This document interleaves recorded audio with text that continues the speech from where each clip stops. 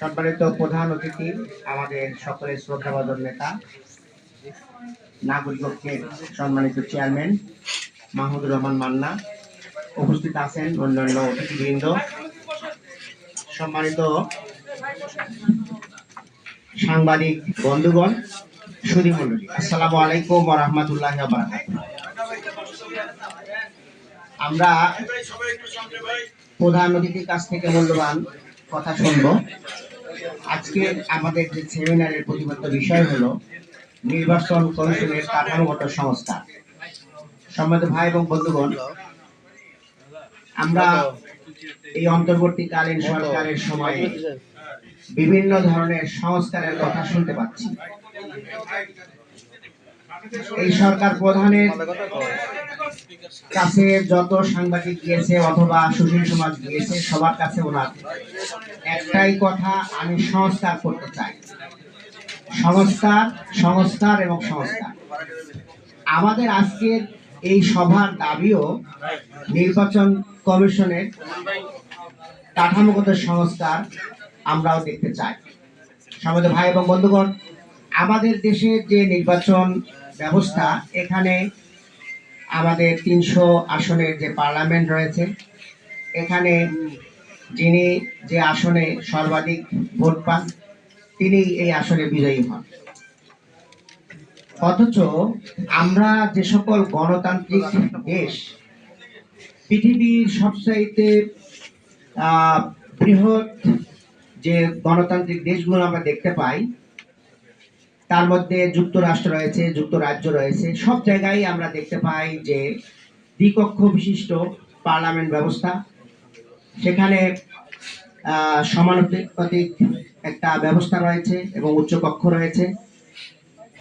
এমনকি আমরা যে রাষ্ট্রটাকে পছন্দ করি না, যারা আমাদের উপরে বিভিন্ন ধরনের শোষণ নির্যাতন চালায়, সেই রাষ্ট্রটিও সেখানেও একটা নির্বাচন পদ্ধতি রয়েছে দ্বিকক্ষ বিশিষ্ট। আমরা ভালো দিকগুলো দেখি না, আমরা শুধুমাত্র মন্দ দিকগুলো অনুসরণ করার জন্য চেষ্টা করি। প্রিয় ভাই এবং বন্ধুগণ, আমরা আজকে যে সেমিনারটা করতে পারছি, যে মুক্ত মনে আমরা মন খুলে কথা বলতে পারছি, তার প্রেক্ষাপট রয়েছে হলো এখানে একজন সমন্বয়ক কথা বলেছেন, রক্ত, ত্যাগ এবং চক্ষু জীবনের বিনিময়ে আজকের এই ধরনের একটি সুন্দর পরিবেশ বিরাজ করছে। আমি আজকের এই সেমিনার থেকে অন্তর্বর্তীকালীন সরকারের কাছে দাবি জানাতে চাই যে আমাদের এই নির্বাচন ব্যবস্থার যদি কাঠামোগত সংস্কার না হয়, তাহলে আমরা কিন্তু কাঙ্ক্ষিত ফলাফল পাবো না। প্রিয় ভাই এবং বন্ধুগণ, যে আরপিওর মাধ্যমে এবং যে সকল অফিসারদের মাধ্যমে 18 সালের দিনের ভোট রাতে হয়েছে, যে অফিসারদের মাধ্যমে 24-এর যে ডামি নির্বাচন হয়েছে, ডামি প্রার্থী, ডামি এমপি, ডামি প্রধানমন্ত্রী, সেই অফিসারদের দিয়ে কোনোভাবেই নিরপেক্ষ এবং সুষ্ঠু নির্বাচন হওয়া সম্ভব নয়। এই জন্য আমাদের দাবি হলো সুষ্ঠু সংস্কার লাগবে, কাঠামোগত সংস্কার লাগবে। আমরা বলতে চাই, আমাদের পৃথিবীর সবচাইতে ভালো ভালো রাষ্ট্রগুলোতে যে ধরনের কাঠামো রয়েছে, দ্বিকক্ষ বিশিষ্ট আমাদের পার্লামেন্ট হওয়া দরকার, 500 আসনের একটি পার্লামেন্ট হওয়া দরকার। এবং আমরা চাই যেখানে সমানুপাতিক যে নির্বাচনের ব্যবস্থা, যার মাধ্যমে সকল ধর্ম, বর্ণ, অঞ্চল, সব ধরনের ব্যক্তিদের অংশগ্রহণের মাধ্যমে একটি প্রাণবন্ত, একটি ক্রিয়াশীল একটি সংসদ যেন গঠিত হয়, সেই ধরনের কাঠামো আমাদের সংস্কার করা দরকার। সম্মানিত ভাই এবং বন্ধুগণ, আমাদের সামনে রয়েছে, আমাদের 2টি ইলেকশন সামনে আসতেছে। আমরা বলতে চাই, আমরা যেন স্থানীয় নির্বাচনটাকে আগে করে দেখতে চাই যে আমাদের এই যে সংস্কারের মাধ্যমে কি ফলাফল অর্জন করতে যাচ্ছি।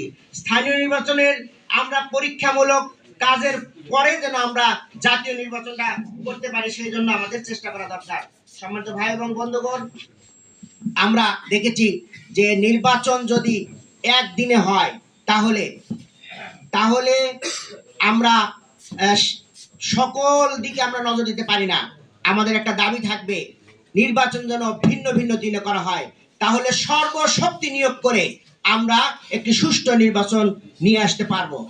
আমরা চাই যে এখানে কালো টাকার প্রভাব বন্ধ করতে হবে। আজকে আমরা দেখতে পাচ্ছি যে সকল কালো টাকার মালিক শেখ হাসিনা ওই ফ্যাসিস্টদের কাছে যা বসে থাকছে যে আপনি যতদিন আছেন আপনার সাথে আমরা ততদিন থাকবো। সেই ফ্যাসিস্টদের এখন আবার দেখি আবার মানুষের সাথে মিশে তাদের স্লোগান বদলাচ্ছে। আমরা চাই আগামী নির্বাচনে এই কালো টাকার প্রভাব আমাদের দূর করতে হবে এবং প্রয়োজন হলে এখানে একজন বক্তা বলেছেন যে প্রত্যেকটা দলের যে একটা ফিস নিয়ে আমরা যেন কেন্দ্রীয়ভাবে প্রচারণা করতে পারি, পোস্টার লিফলেট সহ আমরা একটা সুন্দর কেন্দ্রীয় প্রচারণার ব্যবস্থা করতে পারি, তাহলে এই টাকার কোনো ইনভলভমেন্ট যেন না থাকে সেজন্য ব্যবস্থা আমাদের করতে হবে। প্রিয় ভাই এবং বন্ধুগণ, আর একটা কথা আসছে, আমি আমাদের এই নতুন নির্বাচন কমিশন উনি বলছেন যে সরকার যদি চায় তাহলে ফ্যাসিজম আসলে আমি কি করব। প্রিয় ভাই এবং বন্ধুগণ, আমরা বলতে চাই ফ্যাসিজমকে ওই পতিত সরকারকে কোনোভাবে এই ইলেকশনে যেন আসতে না পারে সেই ব্যবস্থা আমাদের করতে হবে। আজকে এখানে আমাদের ঐক্য থাকতে হবে, ঐক্যবদ্ধভাবে যে সকল দল মত ধর্ম বর্ণ সবাই মিলে যখন আমরা এই ফ্যাসিজমকে তাড়িয়েছি তাদের মধ্যে আমরা এখন অনৈক্য দেখতে পাচ্ছি। তাদের কিছু কিছু নেতার মধ্যে আমরা যে ফ্যাসিস্টদের সেই সুর আমরা দেখতে পাচ্ছি। একজন নেতা বললেন যে যুদ্ধাপরাধের সেই বিচার চালু রাখতে হবে। প্রিয় ভাই এবং বন্ধুগণ, আমরা ধিক্কার জানাই যে ফ্যাসিজম 17.5 বছর যারা এই মিথ্যা কাল্পনিক